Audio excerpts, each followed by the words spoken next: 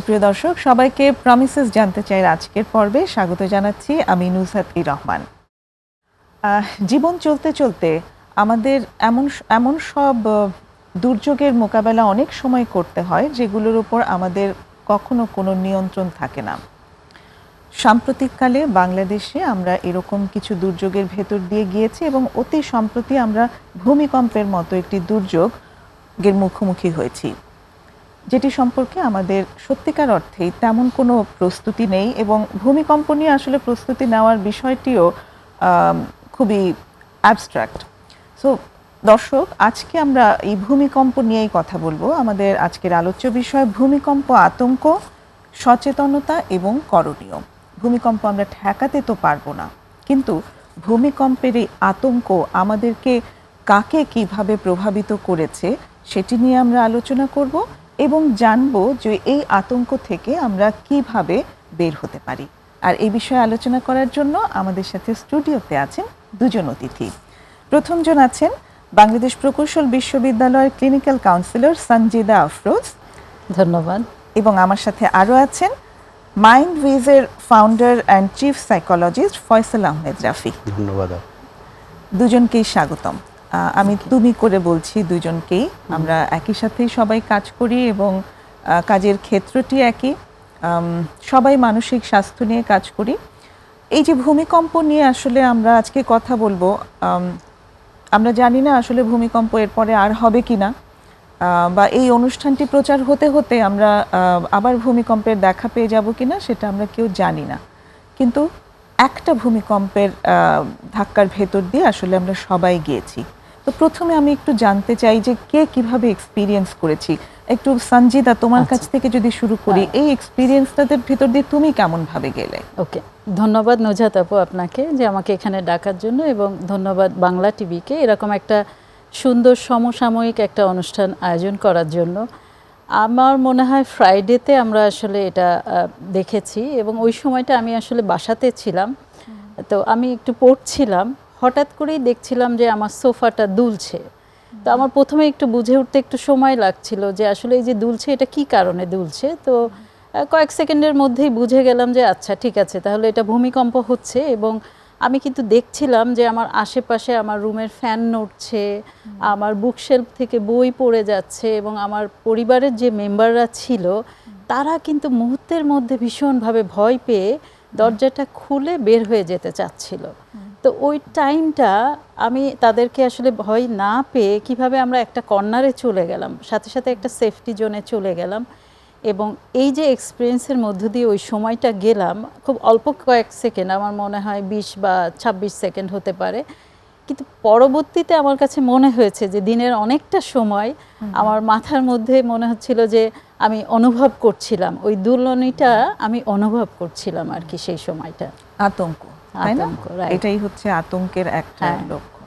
একটু ফয়সাল আহমেদ রাফির কাছে আসি, তোমার জন্য কেমন ছিল এক্সপিরিয়েন্সটা? আপু, আমার জন্য আর কি অন্য সবার মতো যেরকম, যে আমি সকালে নাস্তা করছিলাম, সো অফিসে যাব, আমার শুক্রবার অফিস থাকে, সো অফিসে যাওয়ার জন্য রেডি হচ্ছিলাম, হয়ে আর কি নাস্তার টেবিলই আর কি জিনিসটা অভিজ্ঞতাটা আমাদের হয়েছে। সো আমার ক্ষেত্রে যেই জিনিসটা ঘটে সাধারণত যে কোনো এরকম দুর্যোগের সময়, আমার ব্রেন স্লো হয়ে যায়, মানে আমি সব দেখতে পাই মনে হয় খুব স্লোলি। আমি দেখছি আমার মা প্লাস অন্যান্য পরিবারের সদস্য যারা আছেন সবাই খুবই প্যানিক করছে, কোন দিকে যাবে সেটা করছে। সো আমি হচ্ছে আমার ছোট একটা ভাইস্তি আছে, ও তখনও শুয়েছিল, আমি ওর রুমে গিয়ে আগে ওকে হচ্ছে কোলে নিলাম। সো কোলে নিয়ে তারপর হচ্ছে বাকি সবাই যখন নামছে ওকে কোলে নিয়ে আমি আস্তে আস্তে নামছি, কিন্তু ততক্ষণে দুলুনি থেমে গিয়েছে। এই ধরনের সিচুয়েশনগুলোতে আমি যেটা নিজেও এক্সপিরিয়েন্স করি, অন্যদেরকেও আর কি যেটা দেখেছি সেটা হচ্ছে যে একটা আনসার্টেনিটি, যে আসলে এটা কতক্ষণ চলবে, এটা কি আসলেই থামবে, নাকি আমার কি এখনই বের হওয়া উচিত, নাকি আমি অন্য কোনো কিছু করব। আমরা যেমন সতর্ক মেসেজগুলোর মধ্যে অনেক দেখি যে কিভাবে নিজেকে প্রোটেক্ট করতে হয়, বসে পড়তে হয় একটু কোনো আর কি বিমের পাশে অথবা নিরাপদ জায়গাতে, কিন্তু আমার তখন শুধু হচ্ছিল যে আর কি কভার ড্রপ হোল্ড বলা হয়, যে নিজেকে একটু একটু সুন্দর ড্রপ আর কি কভার এন্ড হোল্ড, এই টাইপের একটা আছে। তো এই জিনিসটাও আর কি ওই সময়টাতে আমার কাছে মনে হচ্ছিল যে আসলে এখানে কি করব, আমার বাসাটা আবার 3 তলায়, সুতরাং বাহিরে যাব না ভেতরে থাকবো, তো এটা নিয়ে একটা দ্বিধাদ্বন্দ্বে ছিলাম। অ্যান্ড তারপরও আস্তে যখন থেমে গিয়েছে তারপর আমরা বের হয়ে আসছি, কিছু সময়ের জন্য আমরা বাইরে ছিলাম। তো তখন ইমিডিয়েটলি আমার হচ্ছে একটু সার্ভাইভাল মুড মনে হয় হচ্ছে করেছিল যে সবাইকে নিয়ে বের হওয়াটা আর কি, বা নিরাপদে সরে যাওয়াটা জরুরি। আর পরবর্তীতে যেটা হয়েছে, যেটা অন্য সবার মতোই আমারও হয়, আর্থকোয়াক এংজাইটি যেটাকে আমরা বলি, যে ভূমিকম্পের একটা এংজাইটি থাকে, এটা গ্লোবালি সব মানুষই এক্সপেরিয়েন্স করে কম বেশি। তো সেখানে আর কি আমারও হয়েছে, মাঝে মাঝে মনে হচ্ছে যে এই বুঝি দুলে উঠছে, বা এই বুঝি এমনটা হচ্ছে, আবার হয়তো কেঁপে উঠলো সব কিছু। সো এইটা আর কি গত 2 দিন ধরে ছিল, এতটুকু বলা যায়। আজকে থেকে একটু কম, কিন্তু এটা ছিল, এটা সবার মতো আমারও ছিল আর কি। ডেফিনেটলি আমরা মানে মেন্টাল হেলথ ওয়ার্কার হলেও আমরা তো মানুষ, এবং আমরাও কেউ এই ভয়ের ঊর্ধ্বে না। আমারও যেমন এক্সপিরিয়েন্সটা আমি শেয়ার করেই ফেলি এখানে। আমি সেদিন প্রমিসেসেই ছিলাম, প্রমিসেস মেডিকেলে আই ওয়াজ অন ডিউটি, এবং যখন দুলে উঠলো তখন মানে অনেক কিছু একসাথে মাথায় চলে আসা যে বের হব। আমি যেহেতু ওখানে একজন মেন্টাল হেলথ কাউন্সিলর, তো এক হসপিটাল রোগী আছে, রোগীদেরকেও তো সবাই তাদের পরিবাররা সবাই এখানে হসপিটালের নিরাপত্তায় রেখে গেছে। ওদের রেখে কি আমি বেরিয়ে আসব? কি করব? মানে এই যে একটা দিশাহারা ভাব, আমি কিন্তু এটার ভিতর দিয়ে গেছি, এবং সারাদিনই আমার ভিতরে এরকম একটা ছিল, একটা অ্যাংজাইটি কাজ করেছে। এবং হয়নি, আসলে ওভাবে সম্ভব হয়নি যে সেই সময় মাথা ঠান্ডা রাখবো, তারপর সবাইকে একে একে নিয়ে, এটা হয়নি, সম্ভব হয়নি। তো আমাদের 3 জনের কিন্তু ঠিক 3 ধরনের রিয়াকশন এখানে চলে আসলো, রাইট? সঞ্জিদা যেমন বলল যে একদম মানে সে একটুখানি চেষ্টা করেছে নিজেকে শান্ত রেখে সবাইকে নিয়ে একটা সেফ জায়গায় দাঁড়াতে। ফয়সাল, তুমি বললে যে ওই মোমেন্টে মনে হচ্ছিল যে সময়টা স্লো হয়ে গেছে, মনে হয় আমি স্লো মোশনে দেখতে পাচ্ছি সব কিছু। আমার যেমন মনে হচ্ছে যে আমি প্রচণ্ড দিশাহারা, কোনটা রেখে কোনটা করব আমি বুঝতে পারছি না। তো এরকম অসংখ্য রকমের তাহলে লক্ষণ থাকে, অভিজ্ঞতা প্রত্যেকের আলাদা আলাদা রকম হয়। এবার আমি একটু সঞ্জিদার কাছে আসতে চাই যে এরকম কোনো একটা দুর্যোগের সময় শেষ হওয়ার সাথে সাথে আসলে ইন জেনারেল আমরা কি ধরনের সিমটম দেখতে পাই মানুষের মাঝে?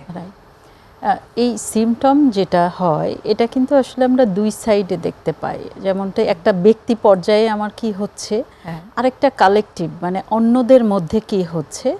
তো এখানে আমি একটা উদাহরণ একটু অ্যাড করি। ওই দিনের ঘটনা, যখন আমি দেখলাম আমার পরিবারের ছোট সদস্যটি সে আসলে দরজা খুলে বের হয়ে যেতে চাচ্ছে, তো যখন সে দরজা খুলে বের হয়ে যাবে তখন দেখলাম যে বিল্ডিংয়ের অনেক মানুষ আসলে তখন বের হওয়ার চেষ্টা করছে। এর ভিতরে একজন আছে যে আমি থাকি হচ্ছে 5 তলায়, যে 6 তলা থেকে মাত্র নেমেছে, কিন্তু আমার ওই ফ্লোরে এসে সে আটকে গেছে বিকজ তার শ্বাস বন্ধ হয়ে গেছে। তো এই যে ওই সময়টা কিন্তু তার আসলে একটা প্যানিক অ্যাটাক হয়েছে। অ্যান্ড আমি তখন দ্রুত যেটা করলাম যে আমি তাড়াতাড়ি আমার রুমে নিয়ে আসলাম, যেহেতু মানে ওই যে যেটা হয় আপনি যেটা বলছিলেন যে একজন আমি কাউন্সেলর, আমি আসলে রেখে যাব না কি করব। তখন আমার কিন্তু একদিকে যেমন আমার ভিতরে একটা ভয় কাজ করছিল, আবার একদিকে আমি যে কাউন্সেলর, আচ্ছা ওনার যে প্যানিক অ্যাটাক হয়েছে, ওনাকে কিন্তু সাথে সাথেই আমি বাসায় নিয়ে এসে বসালাম এবং কিছুটা রেস্ট করিয়ে দেন পানি খাওয়ায়। তারপরে উনি যখন ফিল করলো যে না আমি এখন যেতে পারি, তখন কিন্তু সে বের হলো। তাহলে আমরা কিন্তু ইতিমধ্যেই আসলে একটা রিয়াকশন আমরা দেখছি যে সাডেনলি ওই টাইমটাতে হয়তো আমরা সমানভাবে আসলে প্রভাবটা পড়েনি, মানে এক একজনের কিন্তু এক এক রকম পড়েছে। ওনার ক্ষেত্রে প্যানিক অ্যাটাক হয়েছে এবং ওনার শ্বাস বন্ধ হয়ে যাচ্ছিল। আর এই যে অ্যাটাকটা যদি আমি বলি কি কি প্রভাব যদি আমি বলি, তাহলে কিন্তু আমরা আসলে 4টা ভাগে আমরা ভাগ করতে পারি, যে 4 ধরনের প্রভাবটা আসলে আমরা সাধারণত দেখে থাকি। যেমন হচ্ছে যদি আমি বলি ইমোশনাল বা সাইকোলজিক্যাল, সেখানে কিন্তু আমরা দেখতেই পাচ্ছি, এই উদাহরণ থেকে কিন্তু আমরা বুঝতে পারছি যে তার একটা ভয় হচ্ছে। এবং আরেকটা যদি আমি বলি কগনিটিভ মানে চিন্তনীয়, মানে আমার যে মনে হচ্ছে যে আবারও হতে পারে, আমাদের কিন্তু সারাদিন এরকম একটা ভাবনা আসছিল যে আবারও হতে পারে, এটা একটা। বিহেভিয়ার রিয়াকশানটাও কিন্তু আমি তার মধ্যেও দেখেছি, যেমন তার কি হচ্ছে সে তার একটু হাত পা কাঁপছিল, ঘেমে যাচ্ছিল, এই ধরনের কিন্তু বিহেভিয়ার রিয়াকশনটা হচ্ছিল তার মধ্যে। একই সাথে এটা যদি ফিজিওলজিক্যালও আসি, তার কিন্তু ওই সেম ব্যাপারটাই হচ্ছিল যে তার আসলে চেস্ট পেন হচ্ছিল। এবং একটা বিষয় খুব গুরুত্বপূর্ণ, এই যে আমি 4টা বলছি যে ইমোশন, কগনিশন, বিহেভিয়ার এবং আরেকটা হচ্ছে ফিজিওলজিক্যাল, এই 4টা কিন্তু সবার ক্ষেত্রে সমানভাবে হয় না। উনি যখন আসলো তখন ওনার যে আত্মীয় স্বজন ওনারা কিন্তু একটু বলছিল উনি আগে থেকেই এরকম মানে সেন্সলেস হয়ে যায়, তার মানে আগে থেকে আছে। অতীতের যদি কোনো অভিজ্ঞতা তার থাকে তাহলে কিন্তু তার প্রভাবটা আসলে অন্যরকম হচ্ছে, রাইট? আমার হয়তো ওই সময়টা একটু সেফটি জোনে কিভাবে যেতে হয় ওইটা আমি হয়তো অনুভব করেছিলাম, কিন্তু আমার বাড়ির কিন্তু আরেকজন সদস্য সেটা অনুভব করছিল না, সে খুব প্যানিক করছিল, চিৎকার করছিল, বের হয়ে যাওয়ার চেষ্টা করছিল। তার মানে রিঅ্যাকশনগুলো ব্যক্তিভেদে আলাদা হয় এবং সেটাই খুব স্বাভাবিক। সেটাই খুব স্বাভাবিক। একটা ছোট্ট বিরতির আমাদের সময় হয়ে এলো, বিরতি নিয়ে এসে আবার কথা হচ্ছে। দর্শক সঙ্গেই থাকুন, ফিরে আসছি বিরতি নিয়ে অল্প সময়ের মাঝে।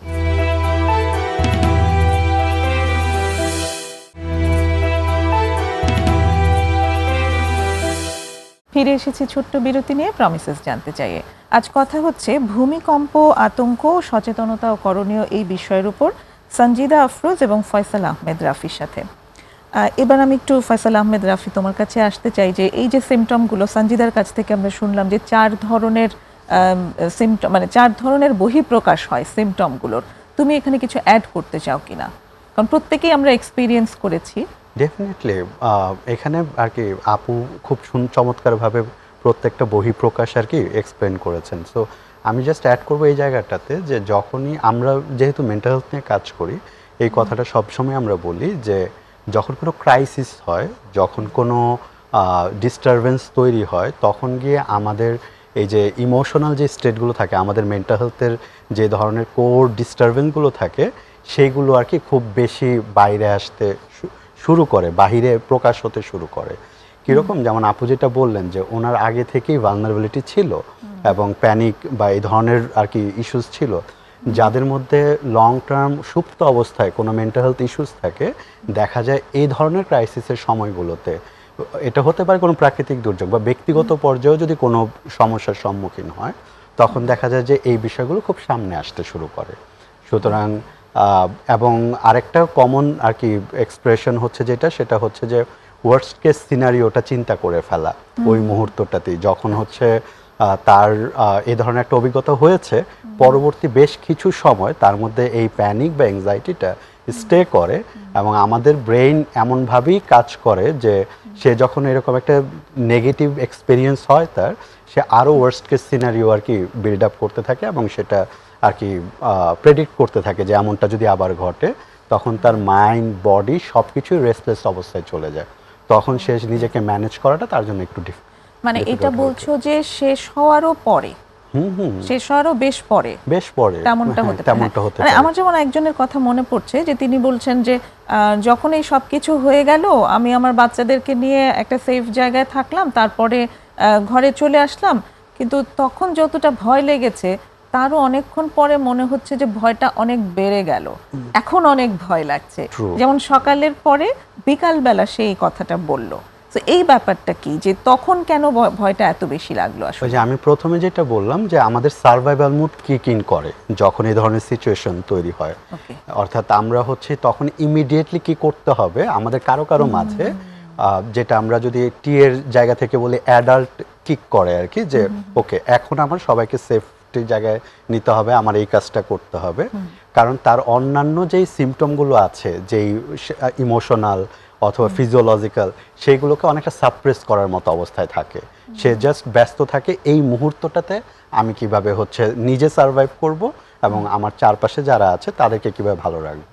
যখনই নিরাপদ অবস্থানে তারা চলে আসে, সে যখন ঠিক জায়গাতে চলে আসে, তখন তার বডি অ্যান্ড মাইন্ড দুইটাই কলাপস করে।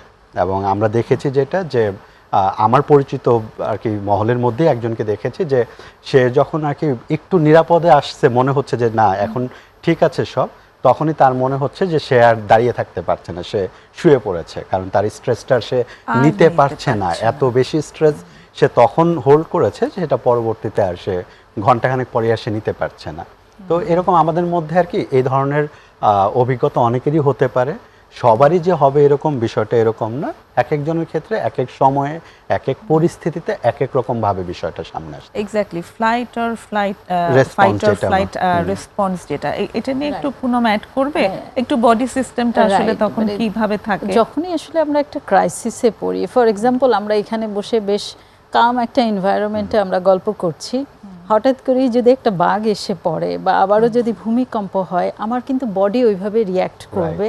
আমি ফাইট করব না ফ্লাইট করব, তো মানে আমি ওটাকে ফেস করব নাকি পালাবো, ফাইট অর ফ্লাইট। কারো ক্ষেত্রে একটু কি এটাও আপু হতে পারে না, ফ্রিজ হয়ে যেতে পারে? হ্যাঁ, হতে পারে। হ্যাঁ, কারণ শুধু দ্যাট মিন্স হচ্ছে সে আসলে ফাইট বা ফ্লাইট কোনো মোডেই নাই, কমপ্লিটলি সে আসলে ফ্রিজ হয়ে গেছে। সো ওই রকম কিন্তু হতে পারে যে আমি ফাইট করছি না ফ্লাইট করছি।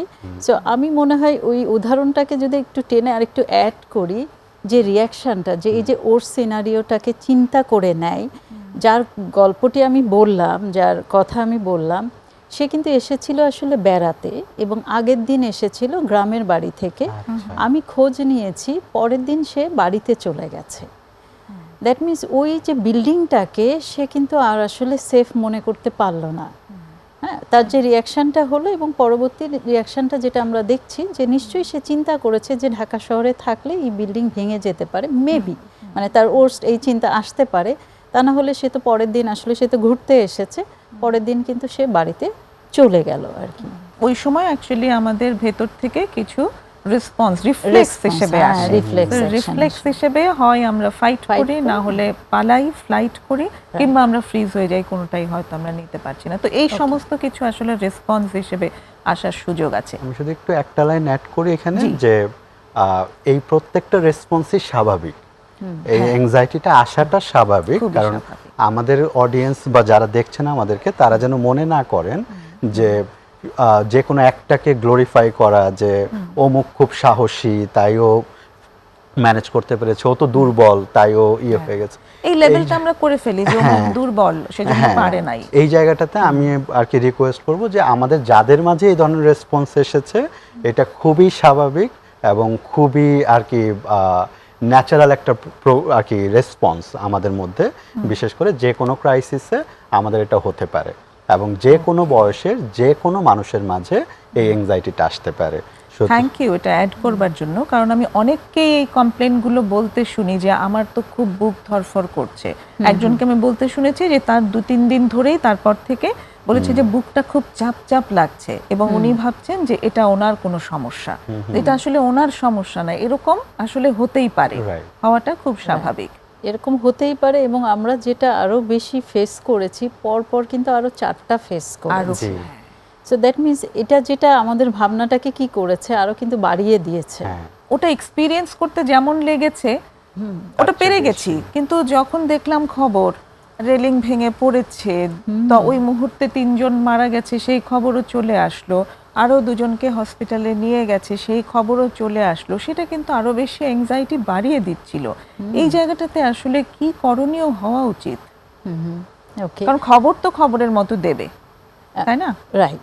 প্রথমত হচ্ছে যে ভূমিকম্পের নিয়ন্ত্রণ কিন্তু আসলে আমাদের হাতে নাই, এটা একটু গ্রহণ করে নেওয়া, মানে আমার কন্ট্রোলে কতটুকু আছে। তার মানে আমি যখন আসলে এটাকে গ্রহণ করছি যেটা আসলে আমাদের হাতে নাই, তাহলে এবার যদি আসি ব্যক্তি পর্যায়ে, তাহলে আমি কি করতে পারি নিজেকে ভালো রাখার জন্য। সেক্ষেত্রে কিন্তু আসলে এই নিউজগুলো যদি আসলে আমাকে বদার করে, তাহলে আসলে আমি নিউজগুলো দেখব না। আচ্ছা, কারণ নিউজগুলো দেখে কি হচ্ছে, আমার কিন্তু আসলে কোনো লাভ হচ্ছে না, আমি বরং আমার অ্যাংজাইটিটা বরং আরও বেশি বেড়ে যাচ্ছে, আমি আরও বেশি আতঙ্কে থাকছি এবং এই আতঙ্কটা কি হচ্ছে আমার পরিবারের সদস্যদের উপর দিয়ে যাচ্ছে। যেমন আমি যদি একটা উদাহরণ দিই, আমি একটু খোঁজ নিচ্ছিলাম, যখন দেখছিলাম যে একটা মা বলছিল যে তার প্রায় 9 বছর বয়সের মেয়ে, নিশ্চয়ই এখন সবাই জানে যে ফাইনাল এক্সাম চলছে, তো মেয়েটি ভীষণভাবে ভয় পেয়েছে এবং ভয় পাওয়ার পরে সে পড়াশোনা করতে পারছে না, রাতে ঘুমাতে পারছে না, খেতে পারছে না। তাহলে এই মা যদি দেখা যায় যে ভীষণভাবে ভয় পাচ্ছে এবং সেটার বহিঃপ্রকাশটা যদি আরও বেশি তার মধ্যে হয়, নিউজ দেখা বা আরও হয়তো 2-4 জনের অভিজ্ঞতা সে শুনছে, এই ভয়টা তাকে কিন্তু তার ওই সন্তানের উপরে যাচ্ছে, ট্রান্সফার হচ্ছে। তাহলে আসলে আমার নিজের কি করণীয়? প্রথমত হচ্ছে আমি আসলে এই ধরনের নিউজগুলো দেখা থেকে বিরত রাখতে পারি। হ্যাঁ, যেমনটা আমাকে অনেকেই বলছিল যে আমি আপাতত ফেসবুকে 2 দিন আমি থাকবো না, কারণ আমাকে কিন্তু কোনোভাবেই আসলে আমি আগে থেকে জানতে পারছি না যে এখন ভূমিকম্প হতে পারে। আমি হয়তো ভয় পাইনি, কিন্তু সে তো ভয় পেয়েছে।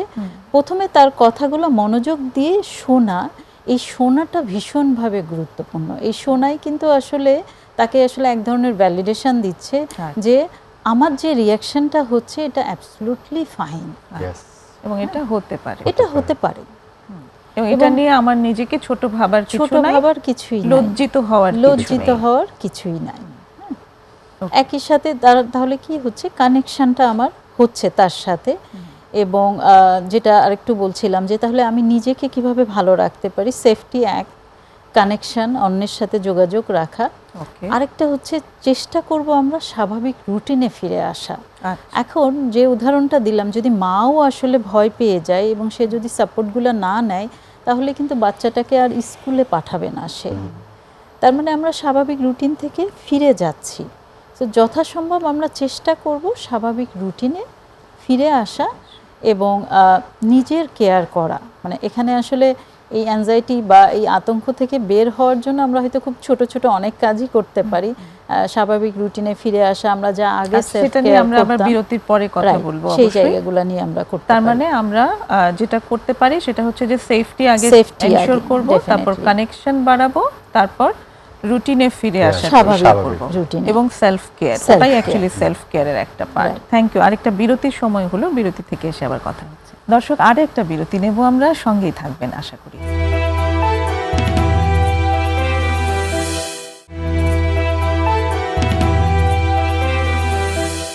দেখছেন প্রমিসেস জানতে চাই। আজ কথা হচ্ছে ভূমিকম্প, আতঙ্ক, সচেতনতা ও করণীয় এই বিষয়ের উপর সঞ্জিদা আফরোজ এবং ফয়সাল আহমেদ রাফির সাথে। এবার আমি একটু রাফির কাছে আসতে চাই। এই যে সোশ্যাল মিডিয়া বা গণমাধ্যম যেটাই হোক, এই যে খবরগুলো আমাদেরকে কিভাবে প্রভাবিত করে সেটা নিয়ে সঞ্জিদা যেরকমভাবে বলছিল, এই জায়গাটা নিয়ে তুমি আরেকটু অ্যাড করতে চেয়েছো।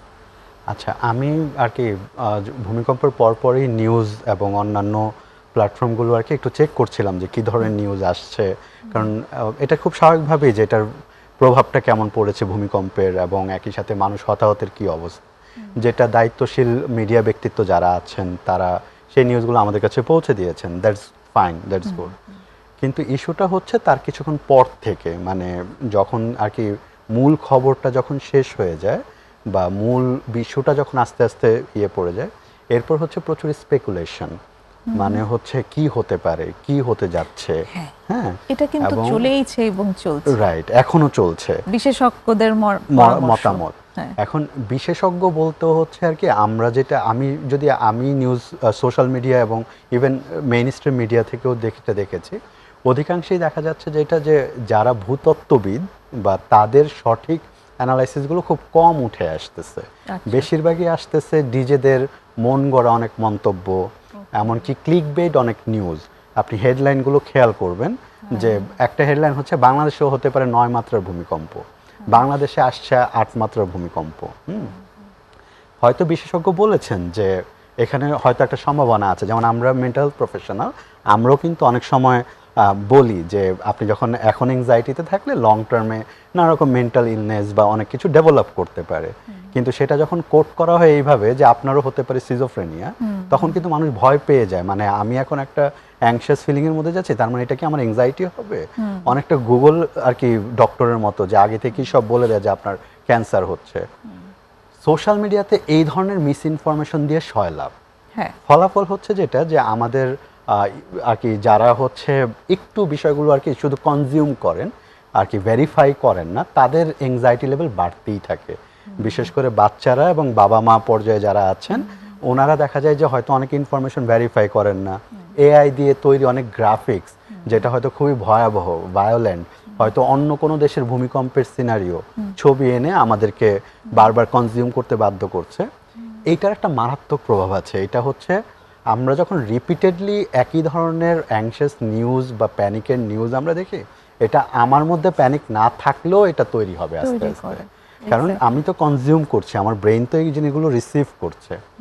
সো এই জায়গাটাতে আমি বলবো যারা কন্টেন্ট ক্রিয়েশনের সাথে তৈরি এবং দায়িত্বশীল মিডিয়া যারা আছেন তারা যাতে এই বিষয়টাতে একটু গুরুত্ব দেন, যে প্যানিক ছড়াবে সস্তা টাইটেল, আমি ডিরেক্টলি বলবো কন্টেন্ট বানানো Content থেকে সবাই যেন বিরত একটু থাকে। সচেতন থাকে, বিরত থাকে, কারণ এই বিষয়গুলো আসলে আমাদের ছেলে মেয়েদের জন্য বা আমাদের বাবা মাদের জন্য, ইভেন আমাদের জন্যও না, আর কি কারোরই জন্য হেল্পফুল না। না, ক্ষতিকর বরং আরো এটা। তাই প্রথম হচ্ছে এই জায়গাটা যে সোশ্যাল মিডিয়া এবং যারা ইউজার আছি বা আমরা যারা হচ্ছে এগুলো কনজিউম করছি, আমি তাদেরকে অনুরোধ করব এই ধরনের কন্টেন্ট দেখলে আপনারা নট ইন্টারেস্টেড লিখে দিবেন বা ক্লিক করে দিবেন, যে আনফলো করে দিবেন, কারণ এই নিউজগুলো আসলে অথেন্টিক না। আচ্ছা, সেকেন্ড হচ্ছে সেটা হচ্ছে যে যদি আপনার কাছে মনে হয় যে আপনি অনেক বেশি নিউজ কনজিউম করছেন, যেটা খুব চমৎকারভাবে সানজিদা আপা বলেই দিয়েছেন যে কি কি করতে হবে নিজের কেয়ার বা অন্যান্য জায়গাতে, এবং প্রিপেয়ারনেস, হ্যাঁ এই জায়গাটা একটু তুমি যদি একটু বলো কেয়ারটা যে কিভাবে লিমিট করবে। প্রথম কথা হচ্ছে নিজের সেফটি আর কি নিশ্চিত করা, যেটা নিজে যে বাড়িতে আছি বা যেখানে আমরা আছি, যেটা অলরেডি সানজিদা আপু বলেছে, নিজের সেফটি নিশ্চিত করা, কানেকশন এস্টাবলিশ করা কাছের মানুষদের সাথে, নিজের ডেইলি রুটিনে ফিরে ডেইলি আসা। স্বাভাবিক রুটিনে ফিরে আসা Self-care, এবং self-care। Self care. এখানে শুধু একটা জিনিস বলবো যে সেলফ কেয়ারের জায়গায় যে গ্রাউন্ডিংটা একটু প্র্যাকটিস করা, গ্রাউন্ডিং টেকনিক, যেটা আমাদের শ্বাস প্রশ্বাসটাকে একটু স্বাভাবিকভাবে খেয়াল করে তারপর হচ্ছে নিজেকে স্থির করা, গ্রাউন্ডেড করা। আচ্ছা, গ্রাউন্ডিং এর ব্যাপারটা কি একটু যদি খুলে বলো। Grounding- গ্রাউন্ডিং কিভাবে হেল্প করে এবং শ্বাস প্রশ্বাসের ব্যায়ামের কথা বলেছো। যখন আমরা অস্থির থাকি কোনো পরিস্থিতিতে, আমাদের মধ্যে অনেক বেশি অ্যাংজাইটি বা প্যানিক কাজ করে, গ্রাউন্ডিং টেকনিক আমাদেরকে হেল্প করে স্থির হতে। আচ্ছা, সো গ্রাউন্ডিং টেকনিকের প্রথম পর্যায়ে হচ্ছে যেটা হচ্ছে শ্বাস প্রশ্বাসের ব্যায়ামটা, নিজের শ্বাস প্রশ্বাসের দিকে খেয়াল রাখা, স্লো ব্রিদিং আছে, পেস ব্রিদিং আছে, যার জন্য যেটা কমফোর্টেবল, অনেকে শ্বাসকষ্ট থাকতে পারে, অনেকের অনেক রকম শারীরিক ইস্যুস থাকতে পারে, সেক্ষেত্রে আমরা বলি যেটা যে আপনার জন্য যেটা কনভিনিয়েন্ট শ্বাস প্রশ্বাসের সেই ব্যায়ামটা করা এক, এবং পরবর্তী হচ্ছে নিজের ইন্দ্রিয়গুলোর ব্যবহার করা, নিজের চোখে কি দেখছি, কি স্পর্শ অনুভব করছি, এবং কি সাউন্ড শুনছি, এই বিষয়গুলো কি টেস্ট পাচ্ছি, কি স্মেল পাচ্ছি, সেই বিষয়গুলোর দিকে ফোকাস করা, যাতে হচ্ছে ইভেন এই যে আমি যেটা টাচ করছি, আমার পা মাটিতে আছে, আমাকে হেল্প করে এই জিনিসটা আমার পুরো মনোযোগটা প্রেজেন্ট মোমেন্টে, বর্তমান মুহূর্তে নিয়ে আসার ক্ষেত্রে। সুতরাং গ্রাউন্ডিং অ্যাপ্রোচটা হচ্ছে আমাদেরকে হেল্প করে যে কোনো অ্যাংশাস সিচুয়েশনে স্থির হতে, আমাদের নিজেদেরকে ঠিক রাখতে। Thank you. প্রস্তুতি সম্পর্কে কি একটু বলবে সঞ্জিতা, যে কিভাবে প্রস্তুতি নেওয়া যায়? ও ছোট্ট করে একটুখানি বলেছে, আর কিভাবে আসলে আমরা নিজেদেরকে প্রস্তুত রাখতে পারি? আচ্ছা, এই প্রস্তুতির জায়গাটা আসলে দুভাবে হতে পারে। প্রথমত হচ্ছে যে রাষ্ট্রীয়ভাবে কোনো প্রস্তুতি নিচ্ছে কিনা, হ্যাঁ, আচ্ছা, কারণ আমি যখন এই মুহূর্তে ঝুঁকিপূর্ণ বিল্ডিংয়ে আছি, সাথে সাথেই তো আমার বিল্ডিং আসলে সেফ করাটা সম্ভব হচ্ছে না, রাইট? তাহলে দুভাবে হতে পারে, একটা হচ্ছে যে আমি নিজে কিভাবে প্রস্তুতি নিতে পারি, আর আমার রাষ্ট্রীয়ভাবে কোনো প্রস্তুতি নেওয়া হচ্ছে কিনা। যেমনটা আমি আসার সময় একটা নিউজ পড়ছিলাম, সেখানে হয়তো পরিবেশ মন্ত্রণালয় থেকে একটা টিম গঠন করেছে যে রিস্ক অ্যাসেসমেন্ট আগামী 6 মান্থের মধ্যে হয়তো রিস্ক অ্যাসেসমেন্ট করা, যে ঢাকা শহরের মধ্যে কোন কোন বিল্ডিংগুলো ঝুঁকিপূর্ণ আছে। এই নিউজটা কিন্তু আসলে আমাদের মধ্যে এক ধরনের ইতিবাচক ভূমিকা পালন করছে, যে আমি ফিল করছি যে আমার সেফটির জন্য রাষ্ট্রও কাজ করছে। আচ্ছা, হ্যাঁ, একই সাথে তাহলে আমি কিভাবে প্রস্তুতি নিতে পারি আমার সেফটির জন্য? যদি আপনি মনে করেন যে হ্যাঁ আপনি আসলে এই মুহূর্তে ঝুঁকিপূর্ণ বিল্ডিংয়ে আছেন, আপনার করণীয়টা কি? আপনি কিছুদিনের জন্য আসলে সেফ জোনে চলে যেতে পারেন, আচ্ছা, এটা একটা নিজের দিক থেকে করণীয়। সো এবং পাশাপাশি যেটা বললো যে আমি আরও কিছু আমার কিছু কিট রাখতে পারি, বা যেটা বলছে আমরা দেখছি নিউজ মিডিয়াগুলোতে যে হেলমেট রাখতে পারি বা রাবারের জুতা রাখতে পারি, যে আমি ইমিডিয়েট কোথায় যাব, এবং আমাদের একটা প্ল্যান থাকতে পারে নিজের মধ্যে, যদি ইমিডিয়েট হয়ে যায় তাহলে আসলে আমি যেটা শক্ত টেবিলের নিচে যাওয়া, ওই মুহূর্তে আমি কি কি করতে পারি, আমি যখন আসলে একটু চিন্তা করে রাখলাম যে এটা হলে আমি কি কি করতে পারি, তখন কিন্তু আমরা ওই কাজগুলা সহজেই আমি ইমিডিয়েট একটা রিয়াকশানে আমি কিন্তু যেতে পারি। আচ্ছা, আচ্ছা, আচ্ছা, সো দ্যাট মিনস এই সেফটিটা দুইভাবে হচ্ছে, একটা হচ্ছে রাষ্ট্রীয়ভাবে আমি যখন নিচ্ছে তখন আমরা সেফ ফিল করছি, যখন আমি প্ল্যান করছি যে আমি নিজেকে কিভাবে সেফ রাখতে পারি, তখনও কিন্তু আমাদের এই ঝুঁকিটা আসলে অনেকটা কমে যাচ্ছে, এই যে রিয়াকশনটা এটা অনেকটা কমে যাচ্ছে। কিন্তু এ বাদেও হতে পারে, আমি হয়তো জানি যে আমি সেফ বিল্ডিংয়ে আছি, কিন্তু আমার ওই যে আতঙ্কটা তৈরি হয়েছে এটা কিন্তু আমারও হতে পারে। হ্যাঁ, সেই মানে ওটা সময়টা আরো বেশি প্রলং করতে পারে তারপরও হতে পারে। হ্যাঁ, ধন্যবাদ। আরেকটার বিরতির আমাদের সময় হয়ে এসেছে। এসে আমরা একটু আলাপ করব যে এই ধরনের প্রলং সিমটম যদি কারো থেকে থাকে তাহলে সে কিভাবে নিজেকে সাহায্য করবে, এবং আমরা মানে সচেতনতা নিয়ে তো আমরা কথা বললামই। আসলে ভূমিকম্প এমনই একটা জিনিস যে এই এতটুকু মিনিমাম সচেতনতাই আসলে আমরা নিতে পারবো, এর থেকে বেশি আমাদের পক্ষে নেওয়া সম্ভব না। কিন্তু তারপরে আসলে আমরা কি করব, এই জায়গাটাতে প্রস্তুতি। প্রিয় দর্শক, আরও জানবো আমরা ভূমিকম্পের আতঙ্ক নিয়ে কিভাবে আমাদেরকে ম্যানেজ করব, এবং সেটির জন্য আমাদের বিরতির পরের অংশটিতে যোগ দেবেন আশা করছি।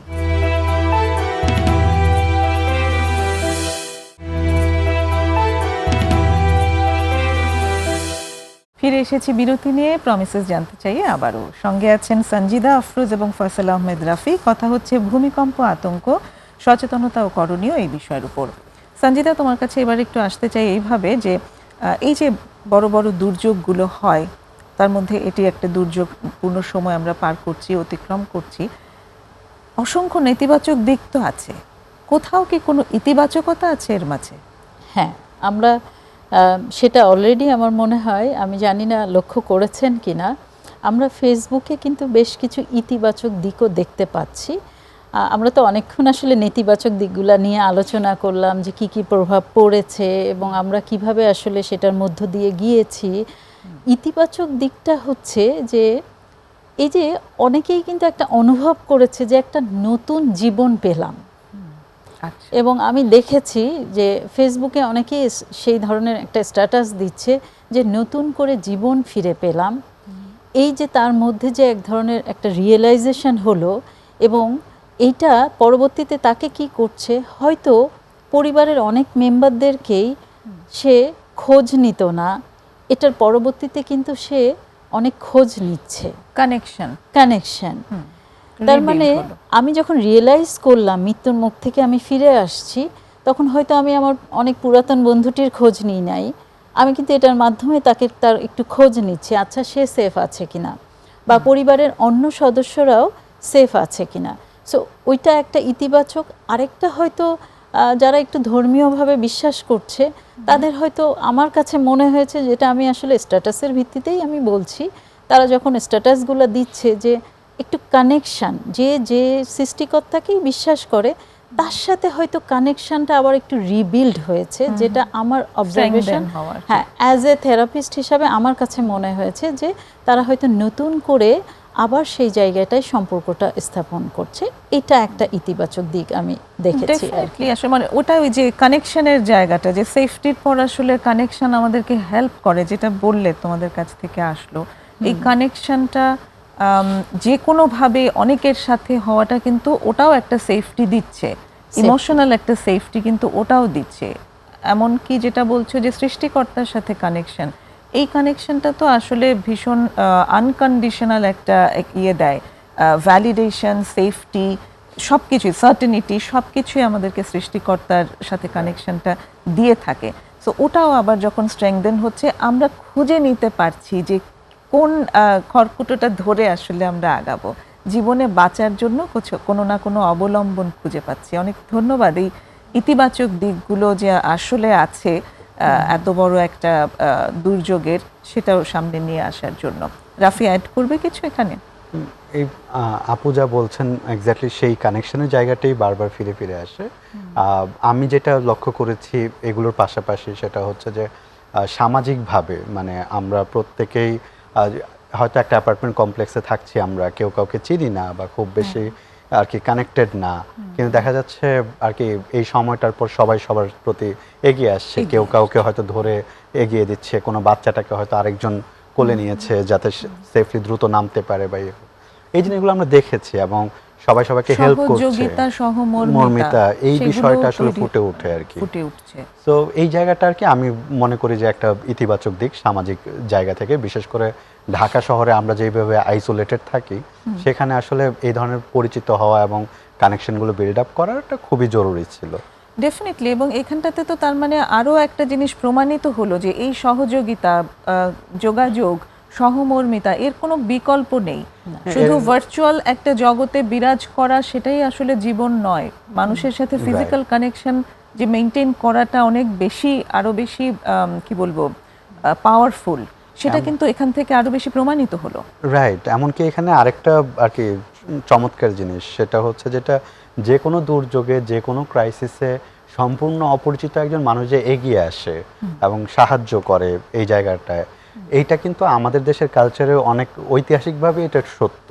আমরা সবসময় এই জায়গাটা এগিয়ে আসি বা ইয়ে করি, কিন্তু বর্তমানে আর কি গত কয়েক বছরে দেখা গেছে যেটা সোশ্যাল মিডিয়ার কারণে হোক বা অন্যান্য, আমরা নিজেকে অনেক আইসোলেটেড করে ফেলেছি।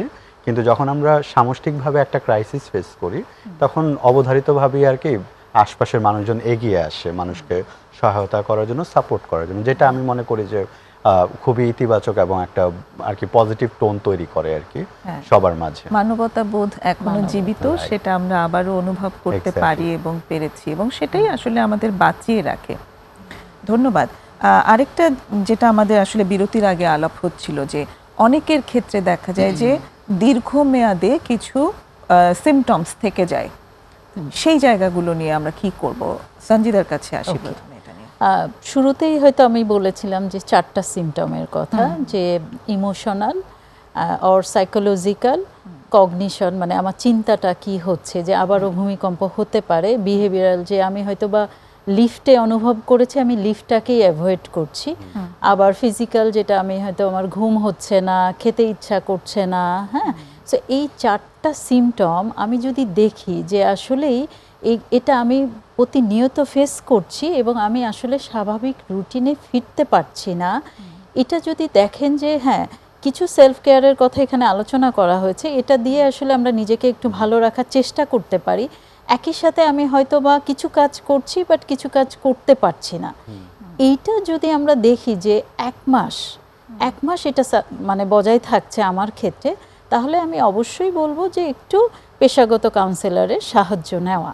কিন্তু আমি বলছি 1 মাস, এটা আবার কারো কারো ক্ষেত্রে কিন্তু খুব সিভিয়ার লেভেলে দেখা যাচ্ছে, সেখানে কিন্তু আমরা 1 মাস অপেক্ষা করব না।